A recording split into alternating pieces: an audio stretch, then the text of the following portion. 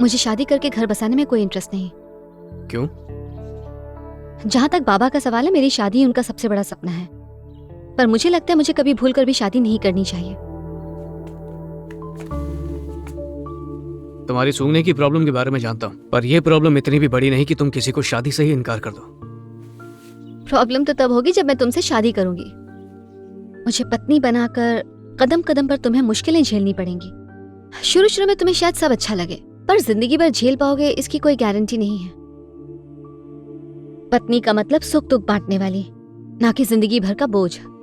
और इसके अलावा एक बार फिर मैं किसी अपने की मौत की वजह नहीं बनना चाहती। माँ,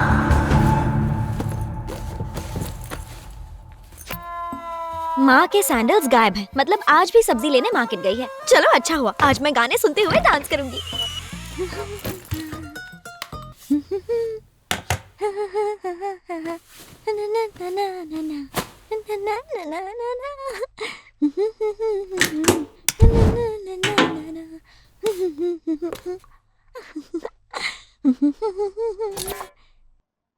अरे यार, लाइट चली गई। इस लाइट को भी अभी जाना था क्या? नो प्रॉब्लम, वॉकमैन तो है।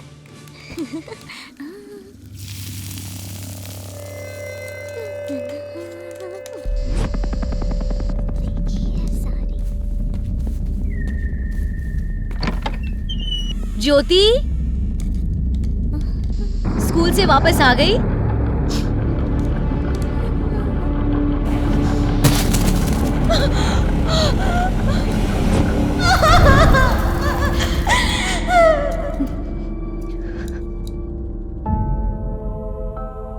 मेरी वजह से माँ चली गई और मुझे पता तक नहीं चला। जो भी मेरे साथ रहेगा उसकी जान पर खतरा मंडराता रहेगा। इसीलिए मैंने लोगों की भलाई को ही अपनी जिंदगी बना लिया है। अब हर कोई मदर टेरेसा तो नहीं बन सकता, लेकिन उनके बताए रास्ते पर तो चल सकता है। और भलाई के रास्ते पर चलने के लिए मैं हर बार अपने पति से परमिशन बिल्कुल नहीं मांगना चाहती। मैं सिर्फ अपने पति का घर संभालने में जिंदगी नहीं बिता सकती। एक मिनट, तुम्हारी शादी ना करने की वजह क्या है? तुम्हारा कुछ ना सूंघ पाना या लोगों की भलाई में तमाम जिंदगी गुजारना? एक बार फिर से कहता हूं, मैं तुम्हें बेहद चाहता हूं, पर फिलहाल तुम्हारी जिंदगी में बहुत कंफ्यूजन है। इट्स ओके, जब ये कंफ्यूजन दूर हो जाएगी मैं तुम्हारे सपनों में आने लगूंगा। और जब आने लगूं तो बाबा के हाथ मैसेज भिजवा देना, फिर मिलेंगे। एक और बात।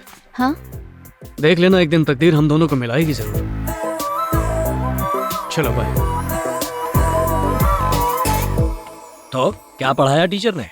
सुना था अप्सराएं दिल से सोचती हैं, आज देख भी लिया, पर वो मेरी होके रहेगी। कोई पसंद तो आई।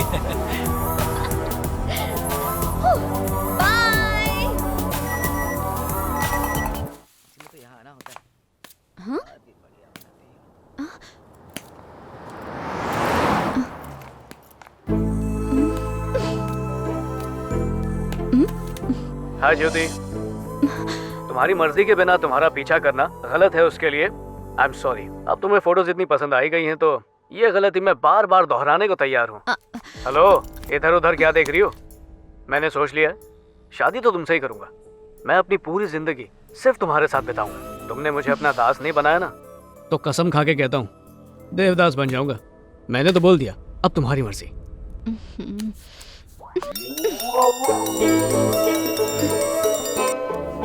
पापा बोल रहा हूँ, दामाद जी ने एक वीडियो भेजी, देखी कैसी लगी? वो एकदम हीरो लगता है।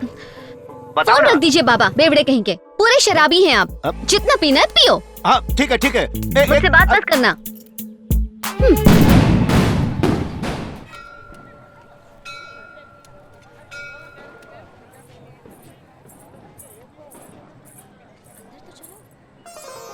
आओ बेटी, 7 सप्ताह पूरे हो गए ना। कार्तिक पूर्णिमा के दिन तुम्हारा व्रत भी पूरा हो गया। देवी माँ तुम्हारी सारी मनोकामनाएं जरूर पूरी करेंगी। ये लो।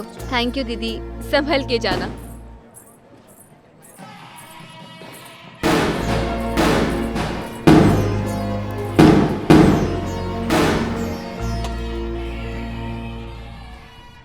देवी माँ, इस उम्र में लड़कियाँ अपने लिए अच्छा वर मांगती हैं, पर मैं चाहती हूँ कि मेरी शादी ही ना हो।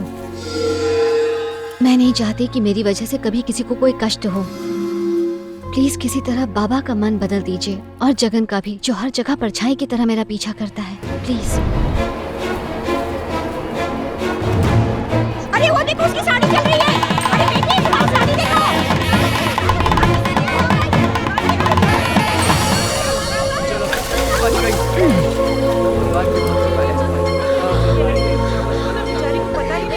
अरे बेटा, कब से मैं चिल्ला रही थी कि तुम्हारी साड़ी में आग लगी है, तुम्हें सुनाई नहीं दे रहा था क्या? शोर शराबे में कुछ सुनाई नहीं दिया होगा इन्हें।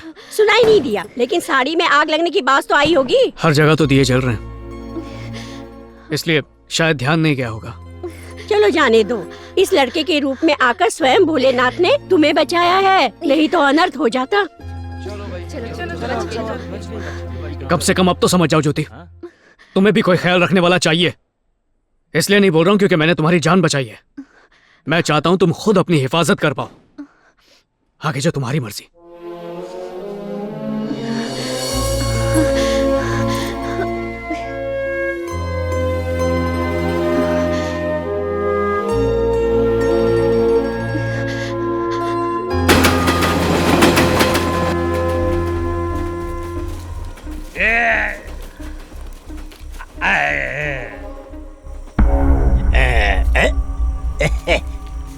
वैसे तो स्कूल के अंदर भी साफ सुथरा टॉयलेट बना हुआ है, लेकिन खुले में पेड़ के नीचे ठंडी हवा में शौच करने का मजा कुछ और ही है।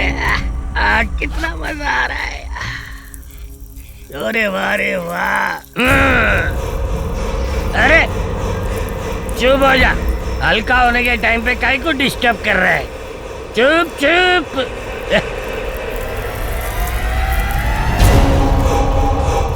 आज मैं इस पेड़ को इतना पानी दूंगा कि ये हरा भरा हो जाएगा।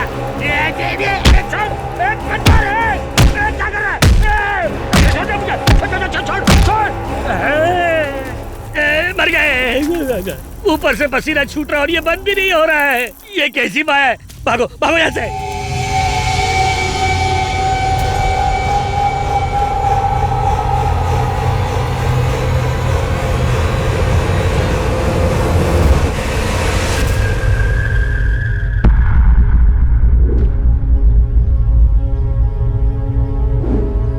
ये रायता किसने फैलाया? बोलो, मुंह में दही है क्या? सच बोल दिया तो इनकी भी मेरी तरह पैंट गीली हो जाएगी। अरे तुम ही कुछ बोल दो। मैंने सारा सामान उतरवाकर रूम बंद करके रूम की चाबी इन्हें दे दी थी सर। हाँ दी थी ना, मैंने चाबी आपके कमरे में रख दी थी। तो फिर ये कैसे हुआ? अगर चोर घुसता तो चोरी करता ना, ऐसे तहस नहस थोड़ी करता। किसने तोड़ा ताला? ताला तोड़ने वाले का पता चल गया तो दुम दबा के भाग जाओगे। और वॉचमैन, आप- जब रात को हंगामा हुआ तो तुम कहाँ पर थे? सर वो क्या है कि चुप रहो, मैं जानता हूँ तुम्हें। सारी गलती तुम्हारी है। रोज रात को पी के टुन हो जाते हो। तुम्हारी कंप्लेंट सुन सुन के मेरे कान पक गए हैं। सबसे सच्चे इंसान शराबी होते हैं साहब। अगर डीओ साहब यहाँ इंस्पेक्शन के लिए आ गए तो क्या जवाब दूंगा उन्हें? और कोई रास्ता नहीं है। ध्यान से सुनो, जब तक कैंटीन का स्टॉक नहीं आता तब तक तुम सब खाने के इस नुकसान को अपने जेब से भरोगे और बच्चों के लिए खाना लाओगे। और तू वॉचमैन सुन ले, मैं तेरी सैलरी काट लूंगा। देवड़ा कहीं का। जाके भूत पकड़ो साहब, हम गरीबों का गिरेबान छोड़ो। पता नहीं ये भूत अब किसका बैंड बजाएगा।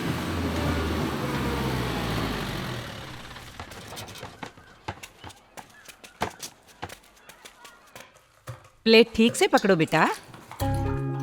हाँ, अब तुम आज लीजिए। यहाँ जितने भी टीचर हैं सब अपने अपने घर का खाना खाते हैं और तुम बच्चों के साथ बैठकर वही खाना खाती हो जो बच्चे खाते हैं। Thank you. बहुत अच्छा लगता है। मौसी, अंडा दो। जानती हूँ, तुम्हें तो 2 अंडे भी कम पड़ेंगे।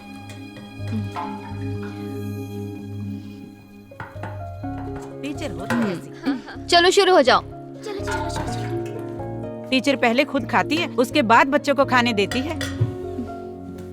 टीचर, आपको अंडा पसंद नहीं है ना? तो ये भी तुम ही खा लो। Thank you. वैसे एक बात बताओ, तुम्हें सब अंडा बिट्टू कहकर क्यों बुलाते हैं? वो क्या है ना टीचर, जब मैं अपनी माँ के पेट में था तो उन्हें प्रोटीन नहीं मिलता था, इसीलिए मेरा पैर टेढ़ा हो गया। अब मैं बहुत प्रोटीन खाता हूँ ताकि मेरे बच्चे भी ताकतवर हो। टीचर, इसे पूछिए सर इसे भुक्कड़ संध्या क्यों बुलाते रहते हैं? हाँ? तुम्हें सब भुक्कड़ क्यों कहते हैं? क्योंकि मैं रोज 3-3 टिफिन भरकर चावल ले जाती हूँ। इस वाले टिफिन को मैं अभी खाऊंगी। ये वाला चावल मैं रात को खाऊंगी। इसमें पानी डालकर रखूंगी और सुबह नहा धोकर नाश्ते में खाऊंगी। मेरे पापा नहीं है, हमारे सर पर 5 लाख का कर्जा है। हम खाने का पैसा बचाते हैं ताकि ये कर्जा जल्दी खत्म हो जाए। टीचर, स्कूल का खाना नहीं होता तो हम कुछ नहीं कर पाते। अपनी माँ को आज किसी होटल में खाना खिलाना। आप तो मेरी टीचर है ना, मैं आपसे पैसे नहीं ले सकती। और आज के बाद कोई भी एक दूसरे को ऐसे नामों से नहीं पुकारेगा। तुम्हारा नाम बिट्टू है और तुम्हारा नाम संध्या है, ठीक है? Okay teacher. टीचर, प्रिंसिपल साहब आपको बुला रहे हैं। तुम चलो, मैं आती हूँ। मैं आई कम इन सर? Come in please. आओ आओ ज्योति बेटा, अगले हफ्ते एग्जाम्स हैं तो हमें क्वेश्चन पेपर तैयार करने होंगे। अब अगर ये काम मैंने किसी और को सौंपा तो काम पूरा होने तक इन बच्चों के भी बच्चे स्कूल में आकर पढ़ने लगेंगे। लेकिन ज्योति, तुम एक जिम्मेदार टीचर हो, इसीलिए मैं चाहता हूँ कि आज भले ही थोड़ी देर हो जाए लेकिन एग्जाम के पेपर्स तुम तैयार कर लो।